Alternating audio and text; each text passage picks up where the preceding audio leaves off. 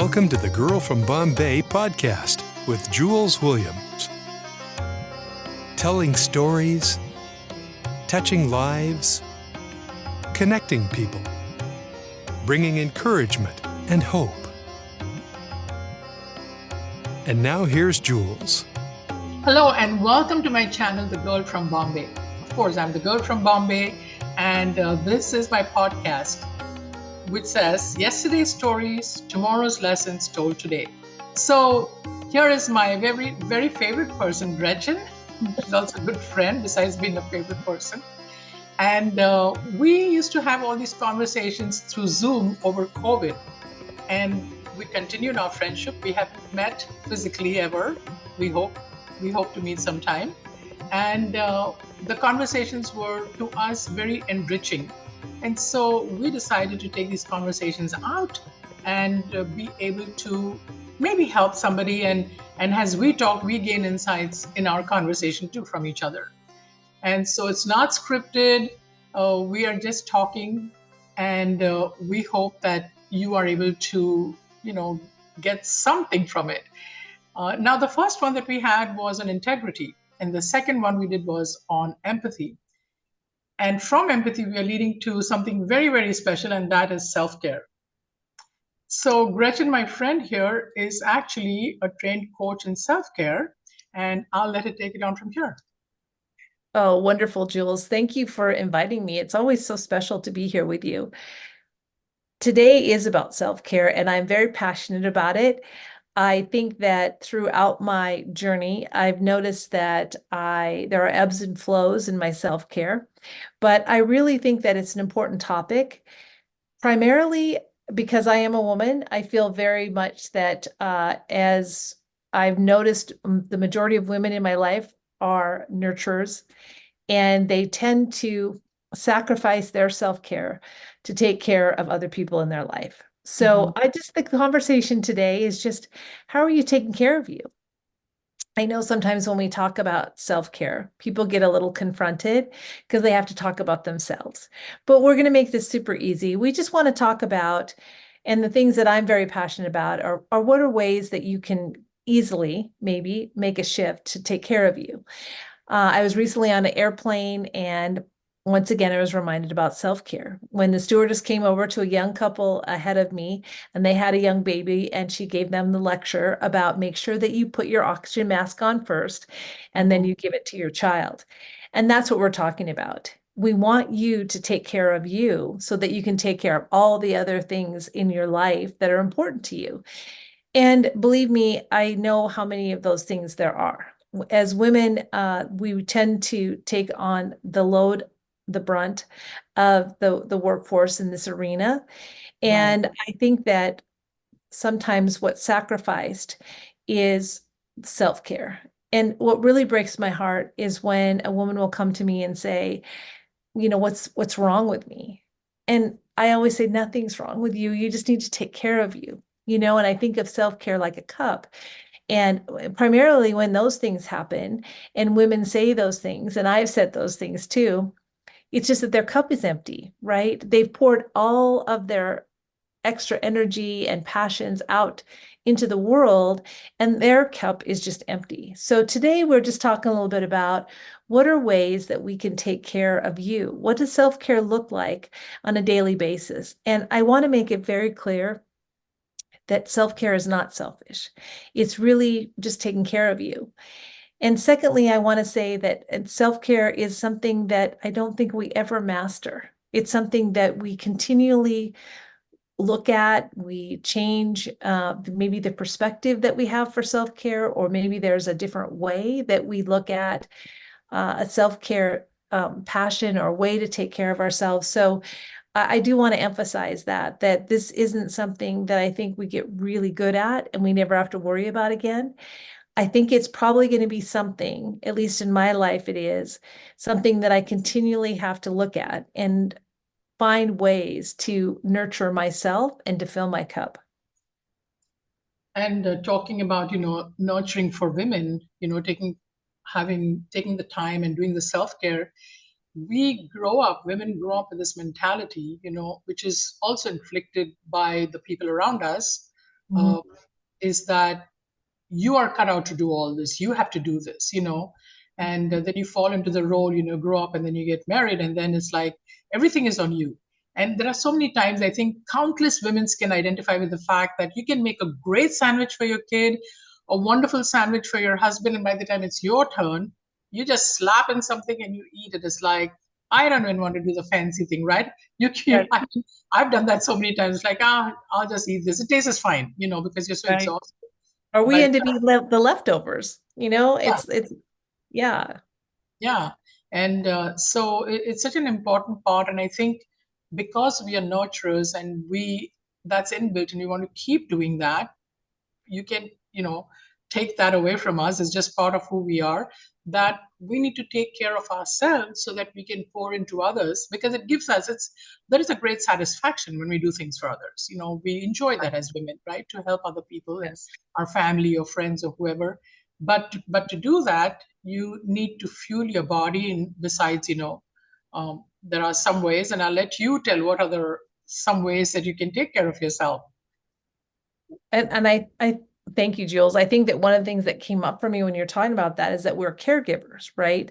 And what's happening a lot now with women at this maybe in different junctions of their journey, they not only care down, but they care up. By meaning that the meaning of that is they care for their children, and sometimes they're also caring for their parents. So sometimes it's called, I think that the sandwich generation, right? So there's a lot of different perspectives in your journey with self-care. And sometimes I think some strain or tugs on you maybe a lot more than other phases of your life. So with that being said, I do think that one of the first ways I chat with women is I talk to them about nutrition.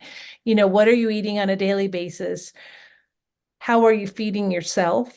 How are you getting in what I think are healthy things for you? And we all kind of can Google that and look at different ways in terms of our diet, what we think is the healthier way to eat.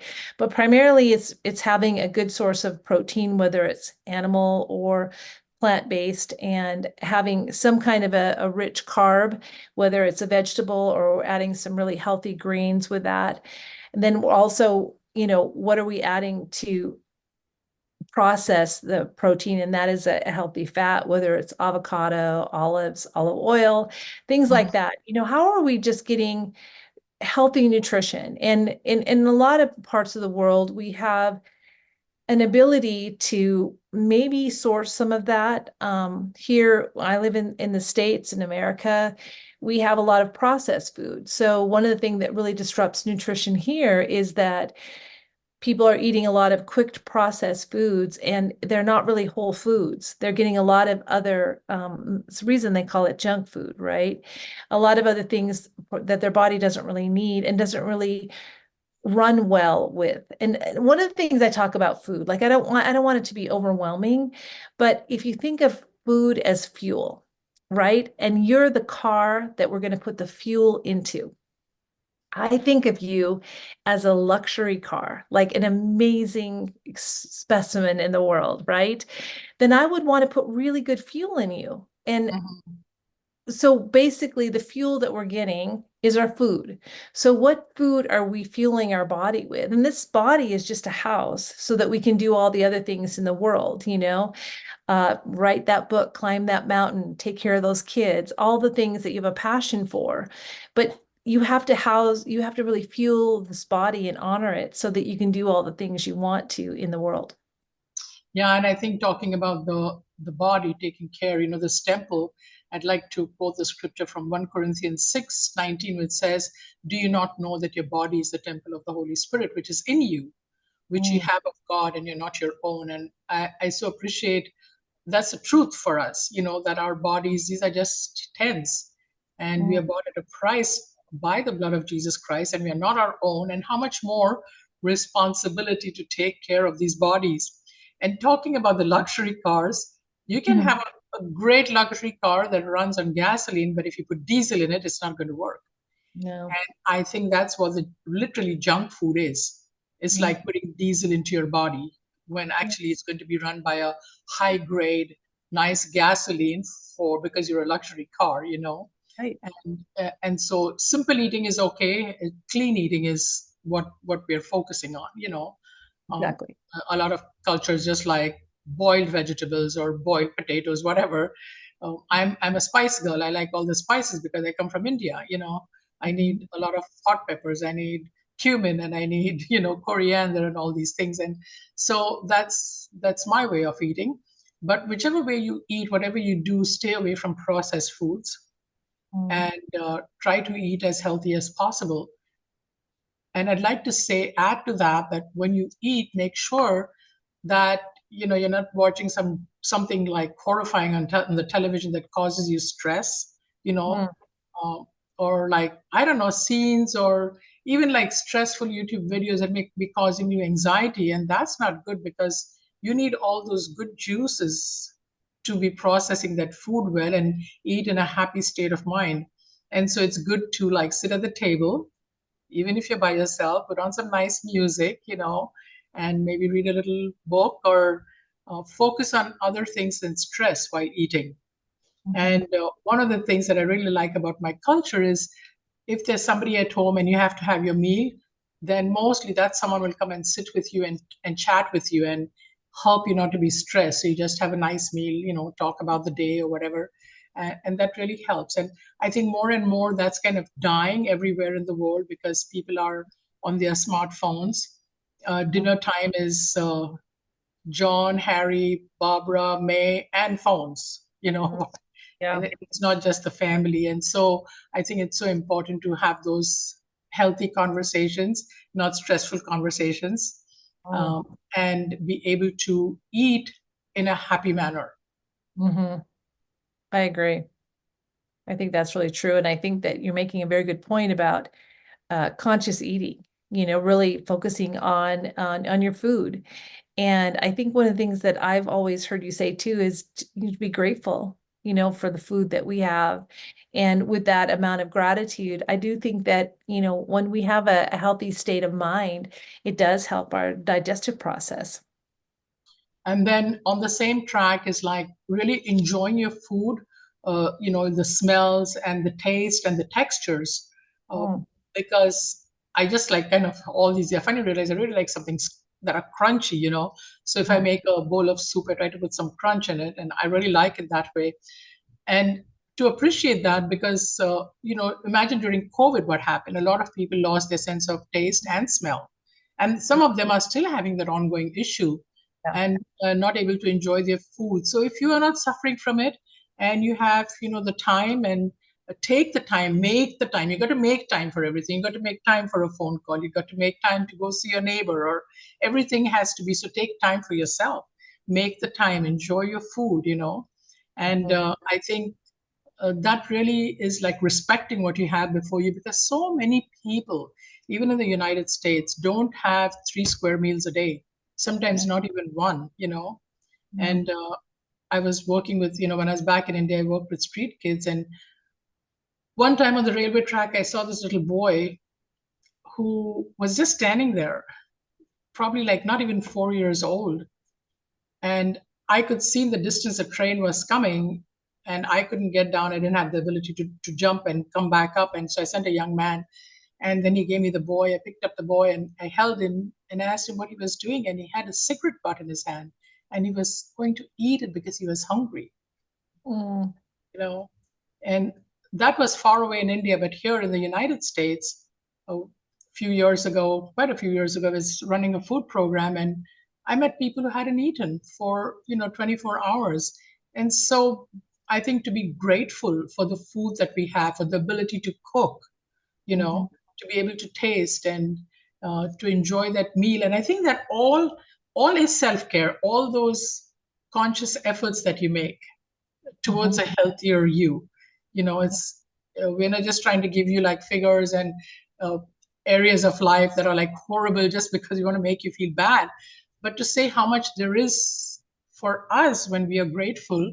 It helps our bodies to be better, to function better, to eat better, and the end goal is to make us better so that we can help others, Right. right? To be able to give back. It's true. It's a very good Now, perspective because we do sometimes tend to take a lot of things for granted, right? So I think we're just bringing that back around, right? That, we're really lucky to have this food and to have these healthier options that would really give us the energy and the fuel to do all the things that we want to do in our luxury car. right. And so food actually is really a primary important thing, because if you don't take care of your body, where will you live, right? So it starts with the food. You got to nourish your body. The next thing that is on our list is movement. And so, Movement. Gretchen, I know, like, you're like my hero about movement. I don't know if I'll ever be able to achieve what you're doing, but I'll stay in my lane. But tell me about your, what you do for movement and to strengthen your body.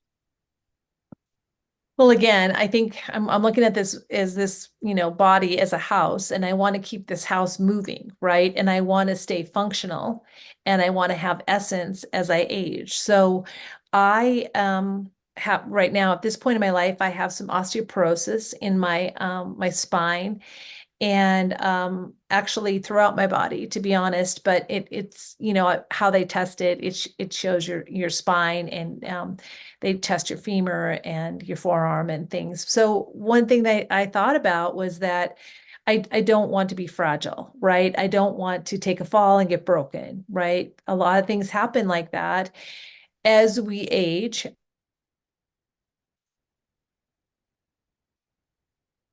What I can for the osteoporosis and to also be functional and have some movement. I have a new grandbaby, so I want to be able to get on a plane and hold the baby and do all those things. So I really looked at how could I needed to have for my body, and I think it's incredibly important for every human, but I think particularly women as in the forefront of that. In terms of our body, bones, and all of that, we tend to have more issues with that than men. And so I looked at how I needed weight bearing exercises. So weight bearing is walking, running. So swimming would be out for me as a real a doable option on a daily basis. So I really decided that one of the things I'm really passionate about was strength training.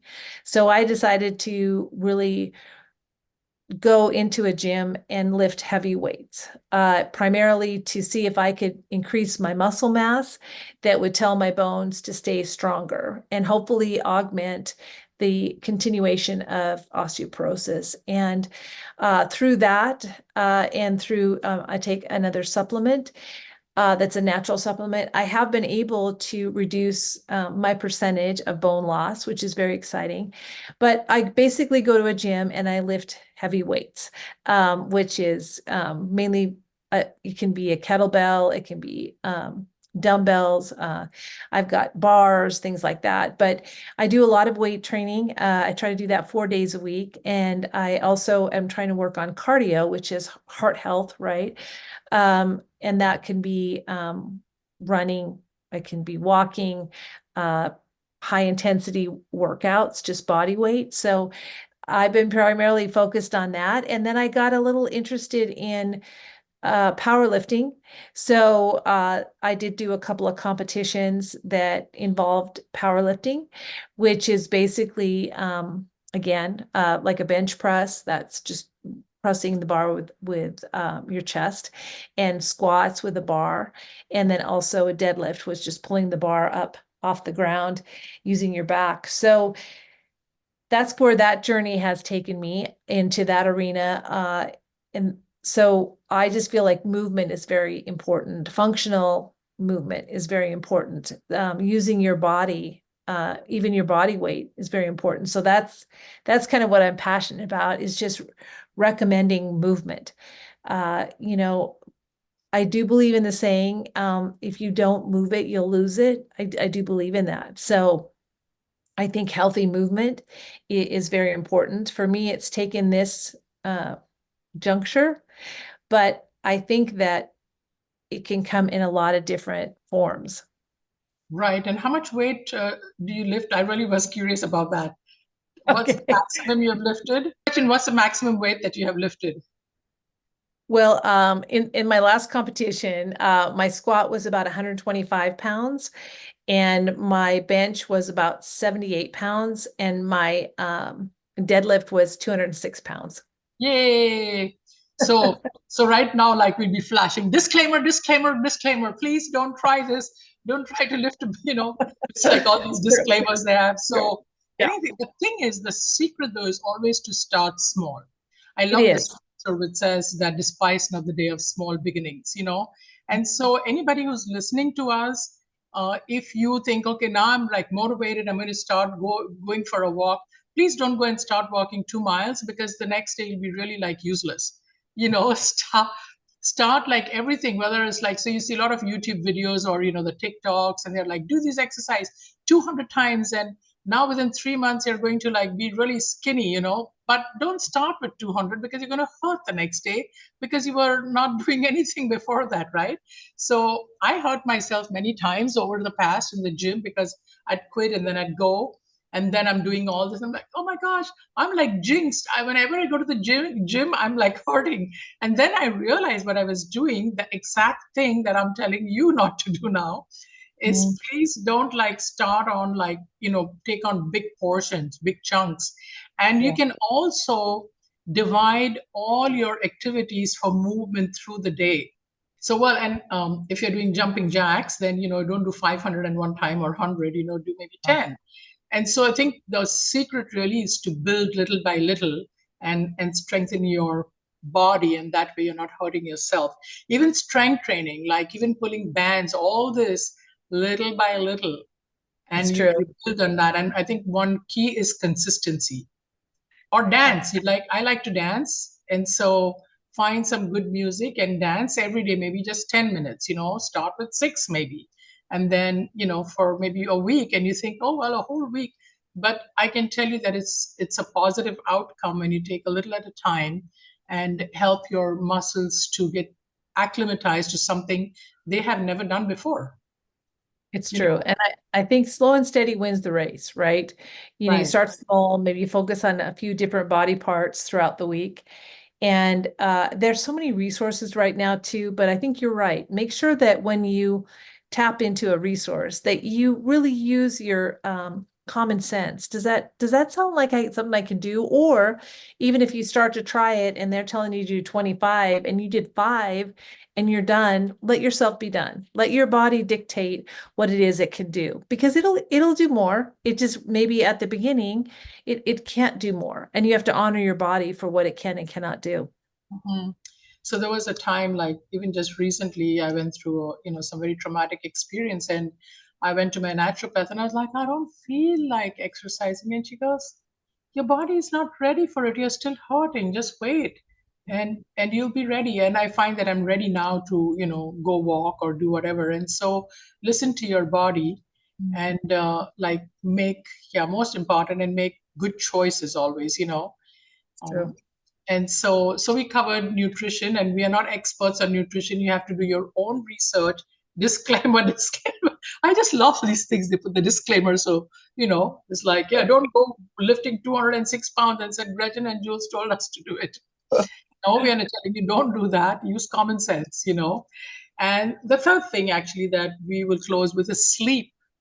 Mm, Huh? very I important. think, yeah, talk about sleep, Gretchen. Well, I think that there's studies out now that are saying that we've really not understood how important sleep is.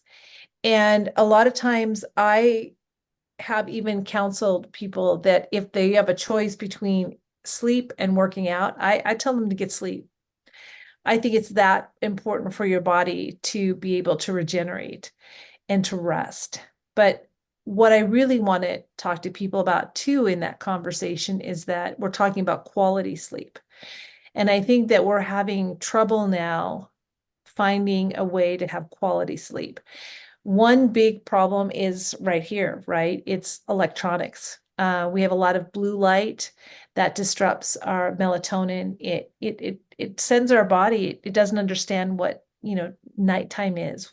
It's completely programmed to be daylight, right? So I think that establishing a good bedtime routine is important. I do think that your body craves consistency with that too.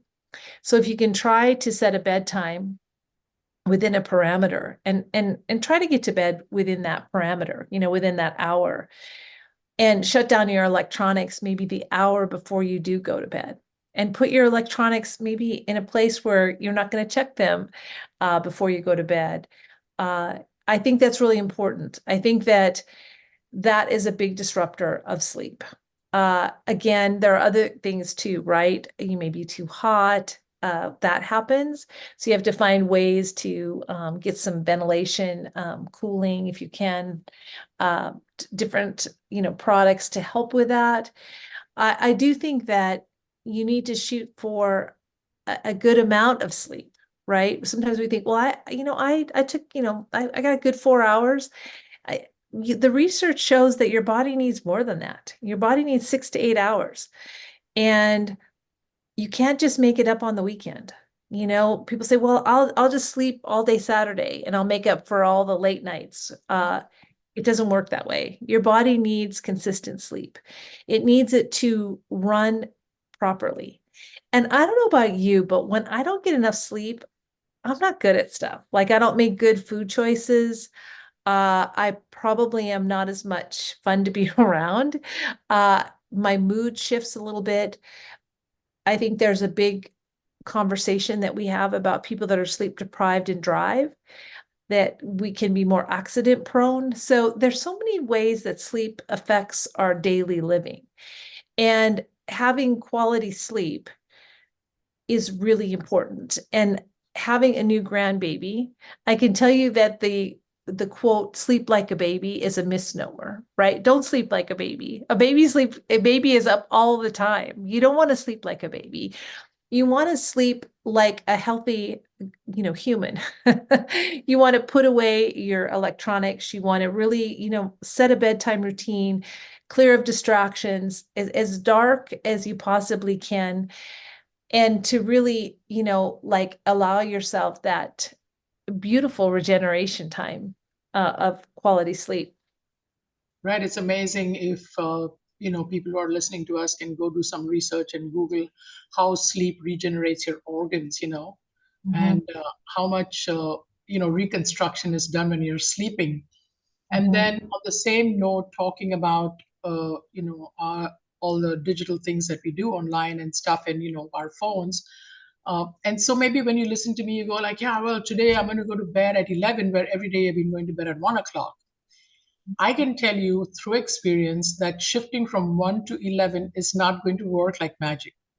You'll mhm, still be up. And so try to reduce that. Like go, if you've been sleeping at 1 o'clock, say today I'll go to bed at 12:30 for the next couple of days. It's the same like taking the baby steps as in the movement, mhm, because your body has now become used to sleeping at 1 o'clock, right? Your mhm. body is used to this disruption. And your body is so amazing. Our bodies are so amazing. I can't even like, I'm sure like a lot of time we take a lot of things for granted, but just is so amazing. Everything about us is so amazing. The way we are created, the way God's created us. There's such a divine design. That'll be like maybe 40 podcasts about bodies, and we'll have to get in scientists and doctors and everybody to talk about it. But suffice to say, we two very commonplace women, um, just everyday mothers and uh, grandmothers, we would just like to say that everything, whatever you do to help your body, give it the attention, take time, use common sense. I'm not a great, I don't like earplugs, but if you're in a noisy area, nowadays you do have very nice, earplugs that are available. I like white noise. I have some rain, sound of a rain going on. Don't put birds chirping, you'll wake up, but some thunder or rain or waves. All these things will help you to sleep, and don't eat too near bedtime. Right. Then you'll be up. But maybe Mhm, I like to have a warm glass of milk with some turmeric inside. and a little bit of pepper, black pepper, that helps you to sleep. That's my thing. And so figure out what makes you sleep. Maybe a good tea, without caffeine. You know what I mean? The one of those Mhm. sleep teas. And Yes. yeah, take care of yourself, because you know what? To somebody, you mean the world. Mhm. You know, um, maybe maybe like everybody on the planet doesn't think you're important, but there's one person that thinks you really are. And to that person, you're so important. And then the most Mhm. important thing is that if you want to function and be salt and light upon the earth, we got to take care of ourselves. Right, Yes, Gretchen? I And agree. talk a little bit about cup overflowing, and then we'll close. One thing that I tell women a lot is that self-care is not selfish, but rather self-full. Fill your cup. And the truth is that we constantly pour out of our cup. So, really, when you think about it, you almost have to constantly be filling your cup. So, with that, today we talked about three components. We talked about food, we talked about moving, and we talked about sleep. So those are pretty basic, but those are things that I think are all in our wheelhouse, something we can affect on a daily basis. Now, one thing I want to emphasize is that just like we were talking about movement and we were talking about sleep, baby steps, you probably can't do it all at once, right? But if you like on a day and you're really low energy and you're like, again, this happens to me. What's wrong with me? You just take a minute. And first of all, there's so many things right with you. Let's talk about that. But the Right. truth is that maybe there's something like you didn't have a very good breakfast. You just, hurried the kids off and you just, ate their leftovers. What can you do to make up for that at lunch? Maybe there's just a way that you can just, with nutrition, maybe that day will be that much better for you, that you filled your cup a little bit. I don't think that we can attack all of these things on every day. It just doesn't work that way, but we can be mindful of Mhm. these things. We can say, "Oh my gosh, did I have any vegetables today? Did I, on a daily basis, we can just have that kind of in the back of our mind, like, um, a sticky note, when you put it on your dashboard or you put it on your mirror, fruits and vegetables. That's a good one. Uh, you know, Sleep time. How did I navigate that? Did I put away my phone? I'm very guilty of that, not putting away my phone. So I'm trying to, I don't want to like have it too far away in case, one of the kids calls me during the night, who they're all grown, but still, if they call me, I want to know. Yeah. So, but the phone is maybe not right next to your bed. Little things that you can do to implement these things. And really, that's just like, again, slow and steady wins the race, right? And sometimes I'm going to be honest, I'm not good at it, right? I'll just be, man, like I didn't do anything today to take care of me. But tomorrow's always another day. And we're just here to kind of give you a gentle reminder of how important you are in the world and that you matter and that taking care of you is the core essence of what Jules talks about. You're God's plan.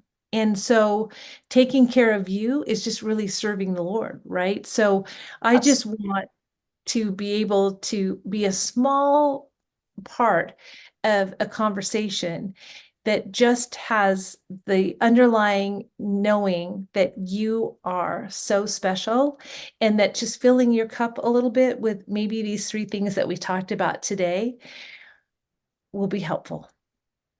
Yeah, I think that's so wonderful. And while you're talking about these things, I'll close with this little bit of a scenario. Is that maybe somewhere in your house, no matter how big or little it is, find a little corner, or Mm. maybe somewhere outside. I don't know where you live and how your circumstances are.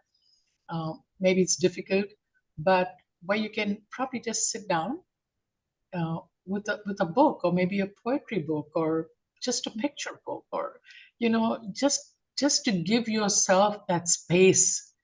It's okay to breathe. It's okay. You can keep aside all your worries. Uh, Almost like 99% of the things you worry about are not going to come to pass in your life. And as I'm getting older, I have realized one thing, Gretchen, is all we have is now. Yeah. Isn't that so interesting? This is all we have now. Whenever you move, that's the now, right? That's all you have is the now. And so take that now moment, and sit somewhere, maybe put a little light or a candle if it's in the evening, and just sit, just be. Don't worry about things. Um, and one other thing that I heard last week was about birds singing. Mm. So if you are able to hear the natural, in a natural environment, hear birds singing, take the time, even if it's 10, 15 minutes, go listen to a bird. And I'll tell you why. Because birds never sing when they're in distress. Okay? Birds have a different sound when they don't sing, they kind of have a warning. Mhm. Okay? But they sing when they're happy. Mm. And the Bible does say everything that has breath, praise the Lord. And their tunes, their melodies, and they're praising God. But also, along with that, when you will take the time and listen, you will be able to be calmer Mm. because your system will work with that bird. Mhm. Is just singing a love song or, just happy for the day it is. And it's pretty interesting, to find. When I read that, I was so besides myself. I hear a lot of birds where I live. But now I actually go and sit down with nothing, no book, nothing else, sit down on the grass there and just listen to them. Mm. Just keep everything aside 10 minutes. And so at the bottom of all that is, take care of yourself, because by a lot of this we don't do because we worry. We are worried about everything. But I love that scripture where it says, look at the birds of the air, right? If God, our Heavenly Father, can take care of them, He can take much more care of you, because every hair on your head is counted for. Okay. So leave that stress aside. You can Mm. do nothing by worrying. You can't add a day more to your life or an hour or a minute, right? Good. Mhm. So take care of you, be blessed, enjoy the life that God has given you. And we want to, both Gretchen and I want to say to you, whoever is listening, that you are really, really special. You are really precious. You are divinely designed, and that God has an amazing plan for your life. And we rejoice at your smile, whoever you are, at the way you talk and the way you are a nurturer. And we are blessed, because all of us make it count. Mm. Yes. Yeah. Thank you so much, Gretchen, for being with me on this podcast. And I'm looking forward to more of these. The next time we are going to talk more about self care on a few different topics. And I think that may probably take up a couple of podcasts. And if you can comment when you listen to our podcast and say you'd like something, let us know. Now, one thing I know, I think I've crossed over 100 videos that I have made, but I never tell people, please subscribe and please press the bell icon. I'm just too simple for that. But I want to say, if you want to subscribe, please go ahead and subscribe. And my channel is not for monetization. I'm not doing it for monetary gain, because I do talk, I share from the scriptures, and I don't want to peddle the word of God. I have a lot of songs that are, hymns that I have written and I sing, and that's also not for peddling. It's not a money house. I just want to do what God's called me to do. And so enjoy and subscribe, because then, and share this with more people. We'd be happy to increase our area of influence for the better. Yeah. Thank you, Gretchen, and I hope to see you next week. Thank you. Bye bye, my dear friend. God bless you. Bye. Bye-bye.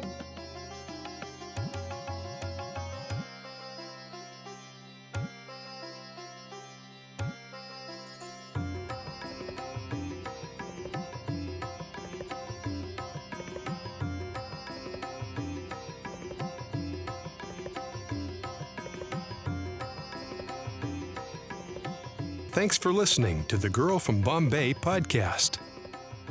To connect and share your story, visit our website, authorjuleswilliams.com.